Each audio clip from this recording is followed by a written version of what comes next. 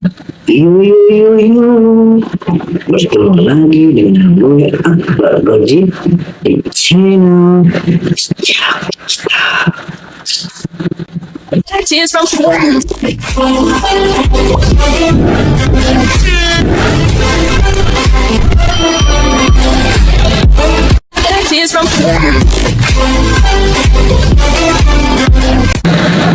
channel yang ngupas sejarah jadi bikin nggak ngantuk. Enggak, kalian pada mikir sebelum ada karate, kungfu, silat, dan taekwondo, manusia kalau zaman berantem itu pakai apa? Pakai apa? Ya, masa pakai cuma lempar sendal batu. Nah, ternyata ilmu bela diri itu sudah ada zaman ribuan tahun yang lalu. Dan bentuk pertamanya jauh lebih brutal dari apa yang kita lihat di film.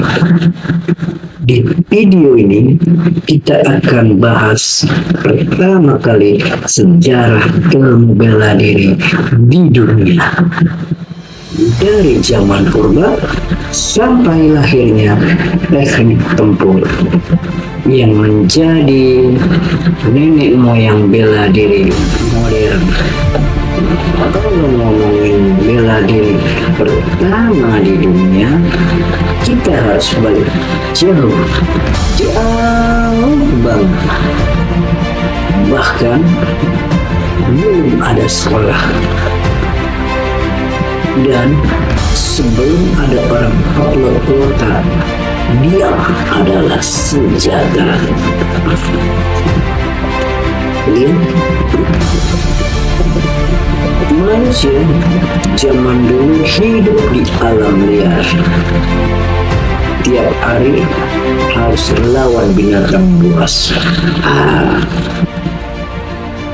Rebutan makanan, bahkan perang antar kelompok. Artinya, kemampuan bertarung itu bukan cuma buat gaya, tapi buat bertahan hidup. Ya, kalau kalah, tamat riwayat. Get over. Banyak sejarawan percaya salah satu sistem bela diri tertua itu adanya di India kuno. Namanya adalah Kalari Payati. Bela diri ini sudah ada diperkirakan kurang lebih 3.000 tahun ini. 3.000 tahun lama juga. Dan yang bikin keren,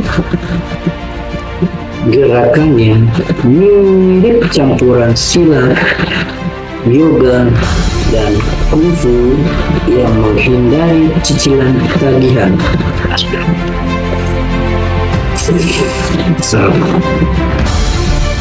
Dalam Kalari Payati bukan cuma hanya diajarin gerakan pukulan, tapi juga tendangan, kuncian, dan juga teknik senjata sampai titik lemah tubuh manusia. Jadi, kalau muridnya nakal, gurunya nggak perlu marah, cukup pencet satu, dijamin besoknya murid nggak akan masuk, alias minta izin. Pak, izin ya Pak, nggak masuk sakit. Konon katanya ilmu ini menyebar sampai ke Asia dan dipercaya mempengaruhi ilmu bela diri ke Tiongkok. termasuk lahirnya kungfu kuno. Kungfu, legenda terkenal orang bilang seorang biksu dari India datang ke Tiongkok membawa teknik latihan tubuh dan meditasi.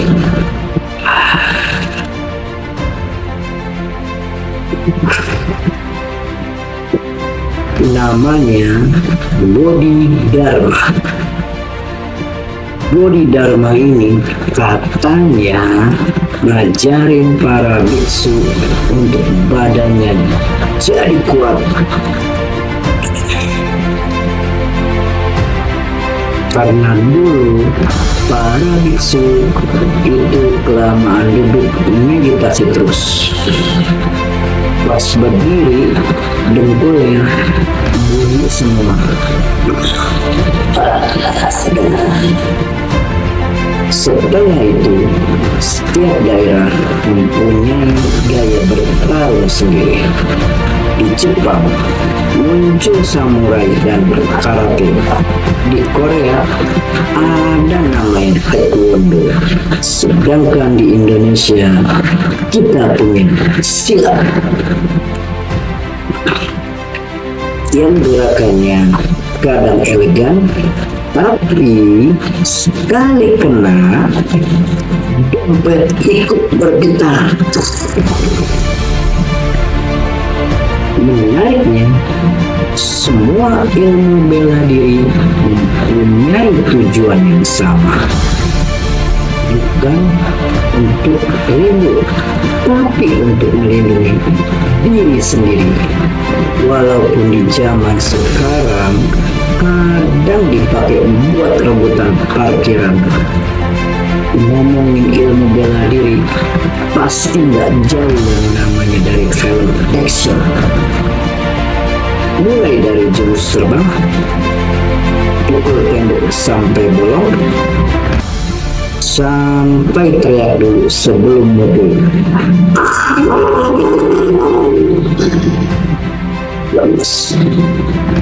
Padahal kalau di dunia nyata baru lari aja 20 meter udah enjok. Aduh, sakit. Tapi gara-gara film bela diri makin dikenal seluruh dunia. Salah satu tokoh bela diri yang mendunia adalah Bruce Lee.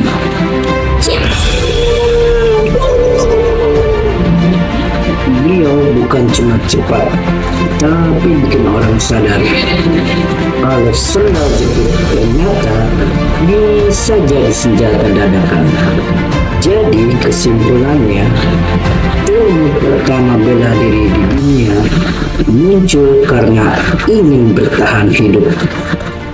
Dari zaman kuno sampai sekarang, bela diri terus berkembang menjadi budaya, olahraga, bahkan hiburan. Tapi yang paling penting, bela diri sejati bukan tentang siapa yang paling kuat, tapi siapa yang bisa mengendalikan diri. Karena orang yang benar-benar hebat gak akan pernah pamer jurus setiap ketemu sama orang, kecuali habis nonton film action.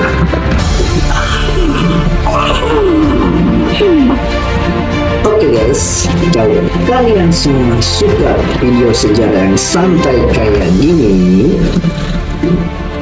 jangan lupa like, komen, bunyikan lonceng, subscribe di channel Jejak Digital.